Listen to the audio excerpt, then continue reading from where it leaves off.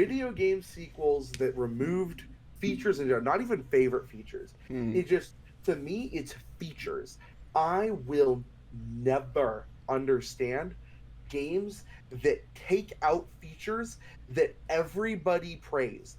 Do they not Google their game? Do they not look, hey, Yeah. what are people saying about this game? I really like this feature. Take it away from them.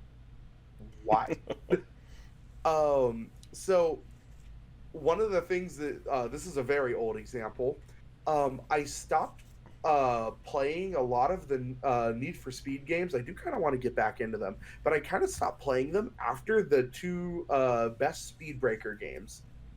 Need for Speed Most Wanted, which is widely heralded as the best Need for Speed ever created, and I am on that boat 100%. And Need for Speed Carbon, which came out right after it. Mm-hmm.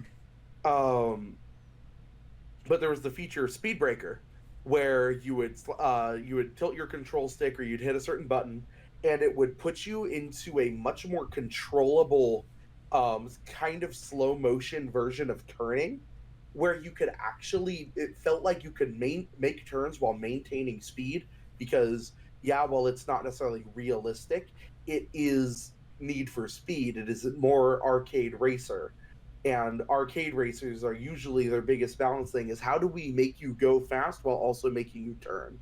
And I think this at Speedbreaker was the perfect answer. And then Pro Street, they were like, no. And then from there on out, I don't think we ever got it back. We might have. Somebody can correct me if I'm wrong there, but I'm pretty sure that Speedbreaker never came back. Oh, hold on. Explain what that is again.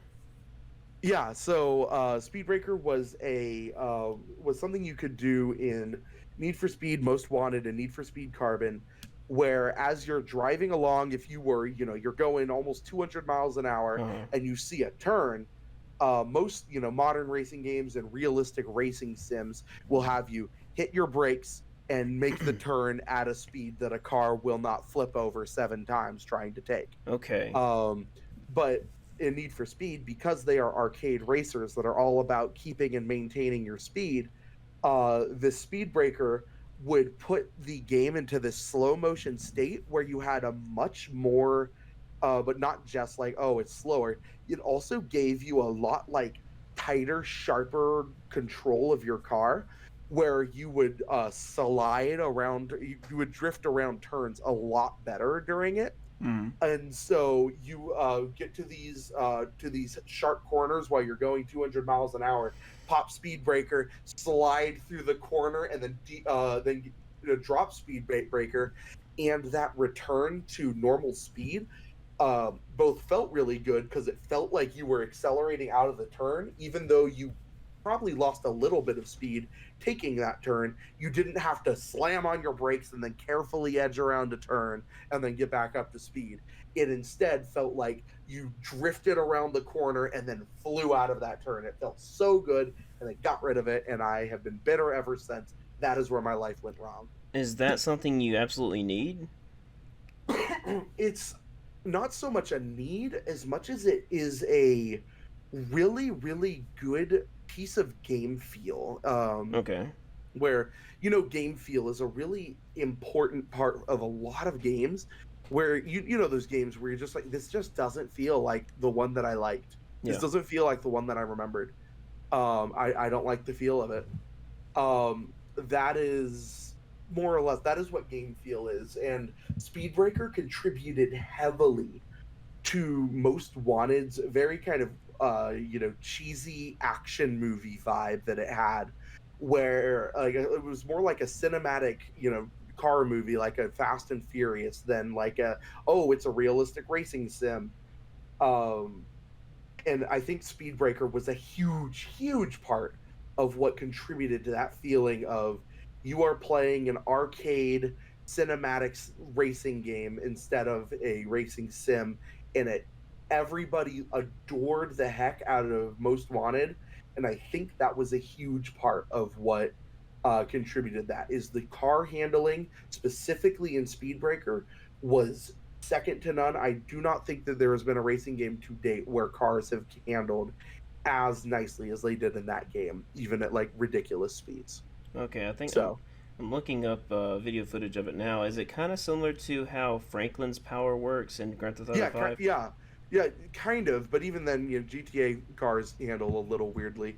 They feel very light, for lack of a better term. I sometimes I'm like, oh yeah, am I just gonna fly away in this car? It's just gonna whoa. So it's more like a cool feature than something that the game absolutely requires from you. Yeah, you could absolutely beat this game without using speed brake. Okay, But I think that it contributed a lot to the game feel. gotcha. All right. Well, I never played any of the games, so I don't really have a whole lot to input. Okay. Yeah. So that's one that once it was removed, I just kind of was like, man, I missed that. And still to this day, I go back and I play Most Wanted all the time. That game holds up really well 18 years after it was released. Yeah, I stand by that All right. 100%. Other games. This one isn't really me, but it is just feedback I have heard from my wife. The Sims. Between Hmm. The Sims 3 and The Sims 4, EA, it was between that time when everybody was like actually okay with EA, and then everybody hated EA. Hmm. So between The Sims 3 and The Sims 4, The Sims 3 had just a boatload of features at the beginning, and the add-on packs felt like add-ons, where it was like, oh, we're actually building on top of a really solid game. And then The Sims 4 came out, and there was like nothing. There were no toddlers at the beginning, so you would have a baby, and then they would turn into a 12-year-old. You was like, wait, Huh. I feel like I skipped a chapter. Wow. There was no swimming pools, which, in a game about living the idealized suburban life, you could imagine not having swimming pools was a bit of a turnoff. uh, Hmm. there were just so many things. Oh, there were no pets in it as well, and everybody like kind of smelled the blood in the water, and they were like, "Don't do it, EA." They said, "Hey, we we added these features back in. It'll only cost you $20."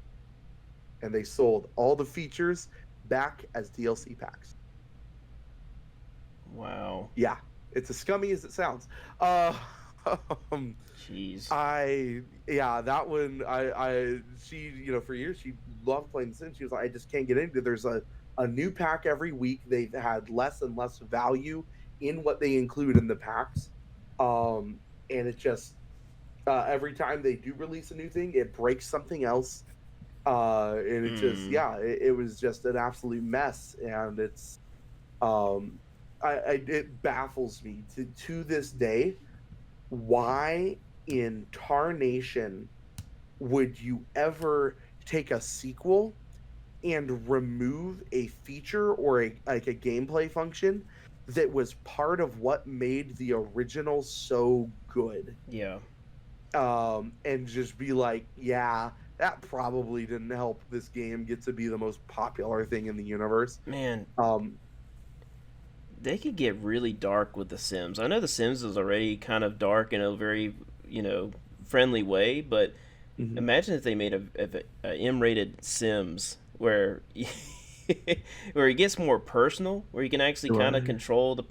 See, I like Sims 2 for GameCube because you can actually control the character and move them around in the world and complete objectives. I really love that version, even though it's Mhm. not as complex as the PC. Me and my sister had tons of fun with it, and Mhm. so just imagine like a dark Sims game where you can actually control the character and maybe perhaps just kind of lead them into dark paths or something like that. There's a lot of potential for the I series. think I know the game that you're talking about. It's called Grand Theft Auto. Ah. You buy a house and then you go kill people and commit crimes. That's all I'm saying. Like, it's just The Sims but dark. Oh, well, not detailed enough to what I want, but Yeah, you have to, if you don't get to also get a blue collar office job, then it's not a real Sims game. Like, Yeah, I'm starting to come to the conclusion when it comes to organically adjusting Grand Theft Auto 5, I'm gonna have to work on like a budget and changing the language. I think I'm gonna change Grand Theft Auto 5 to Japanese or something like that. That way I Oh don't. my word. That is going to be very interesting. Um, yeah, I'm trying to think of it. Was a couple other ones that I was thinking of. I know if I walked over to my game shelf right now, I would probably be able to find like five. One that I'll talk about while I wait for that is Maple Story 2. That was the dumbest thing that Nexon's ever done, and these are the people that, have done a lot of dumb things. Um, Maple Story 2, did you ever hear about how that whole debacle went down? No. So Maple Story, huge, big, awesome, popular game that's been out since like 2003 in Korea. Wow, it doesn't get much crazier than that. Let's make Maple Story 2. Okay, so is it going to be like, the same title that we know, but just with more stuff? No, it's going to be a 2D voxel based top down game that sort of looks like Minecraft, but also with Maple Story chibis. And what? Hmm.